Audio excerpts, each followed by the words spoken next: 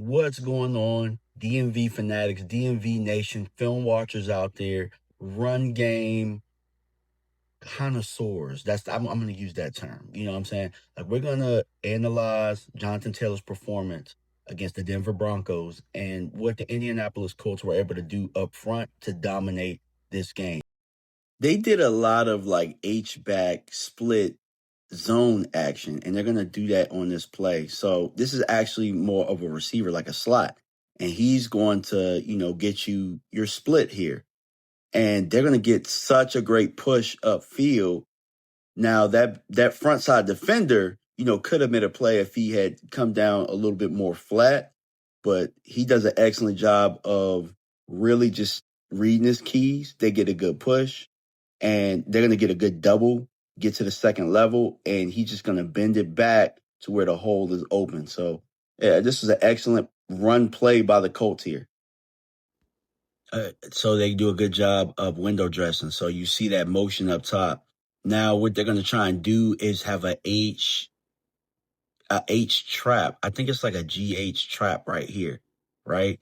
And so what's going to happen is the defenders are going to both shoot upfield, and both of them are going to get beat across their face. This is where having a special running back.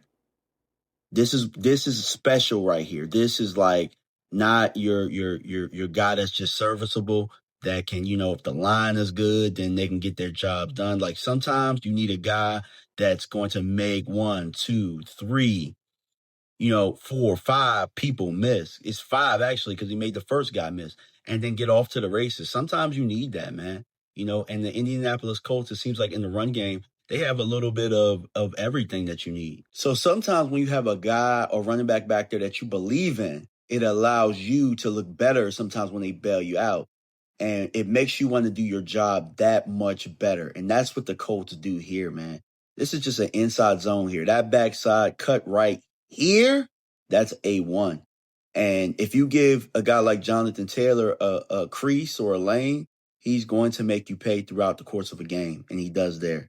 So again, they start to play with the window dressing of a motion across. And this is what I would call a long trap where he's going to, get the kick out on the end.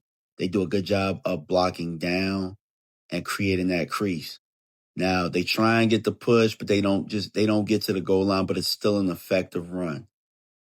So what I like about what they do with mixing it up is when they do that window dressing of getting the motion across, you don't know if that person's going to come and get you some split action or what. They keep you guessing up front when they're running the football. And then I'm going to show you another play where it looks very, very similar, but it's different because the guard is actually going to lead on this play. So hold on, let's reset it. Let's get it right. Let's get it right. All right. So look, we're going to reset it. We're going to slow it down. Again, crease, crease, crease. It's not just home run plays with this offense in this offensive line. They're going to systematically break you down. This is one of the best offensive lines. Hey, the way that they've been able to execute over the years, I mean, it's just phenomenal. I know my guard. I know my Quentin Nelson. I know Quentin Nelson took the brunt into that one, but hey, you know what I'm saying? For the sacrifice of getting the extra yards. So they're going to window dress and bring the top receiver across, right? What I like about this, I've never seen duo dressed up like this before. They're going to have split action with the duo, and it looks like it's, a regular inside zone, but they're going to do a good job of getting the double teams and creating that lane. I mean, they do a very good job of keeping you guessing up front. Again, this is duo again. And when you have the tackle and the guard, we call that a tag block. And when you got the center and the guard, you call that a cage block. They window dress it with the split action again. And I mean, the execution is just crazy. They know exactly what Denver is going to look like up front, and they catch them in situations where they just have the advantage. So coming out of Wisconsin, I wasn't the biggest fan of him catching the football. And they know exactly how to get him in high percentage situations where he can catch the football. So I'm going to show you 2 plays where it's very, very similar. And this is probably where he has a high percentage of catching the football, putting the ball in his hands, and allowing him to do work. Jonathan Taylor, man, look, home run ability, man. It can change the game at any point. This is a mesh concept right here, and they're gonna catch them again in a situation where they just have the advantage. Steichen does a hell of a job calling this game. And look, nobody's with Jonathan Taylor, and it's a TD. Touchdown, touchdown, touchdown. Man, it all starts with that window dressing and just everybody understanding their assignments. And it just looks beautiful. So every week, I want to be able to highlight some of the best rushing attacks. I want to be able to highlight some of the best rushing performances when it comes to the running backs across the league.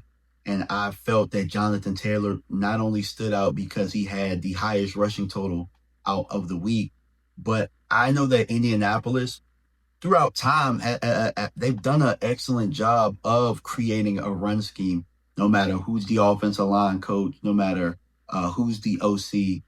They just have the equipment up front to be able to execute the way that they want to. Pause. You know what I'm saying? For my pause police out there, I know that was bad, but I had to finish my thought.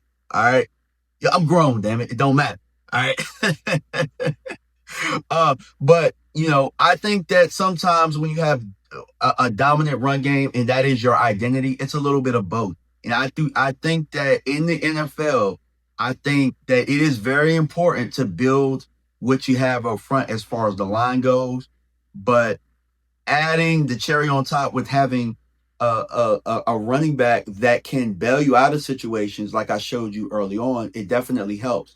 And then when you're going into each week, the defenses, they have to account for that. They have to account for the run game. But even with that, you look at what the Colts were able to do, and the Colts were able to continue to keep them guessing with window dressing, with having very similar looks. Like, I know that when I used to call plays, sometimes a buck sweep could look like a power, or a power could look like a trap to the defense.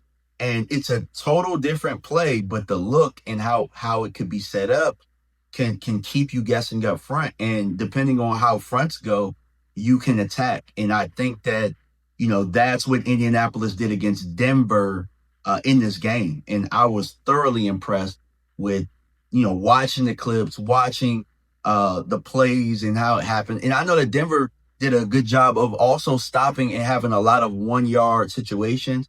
But what I wanted to do with this film session was show you guys what it looks like executed. And I think that throughout the course of the game, Indianapolis had a lot of 9-yard runs, a lot of 8-yard runs, a lot of 10-yard runs, a lot of chunk plays. So let me know what you guys think in the comment section, though. I plan on doing probably about 2 more of these this week. So I think that I want to start the RB1 series where we break down run games.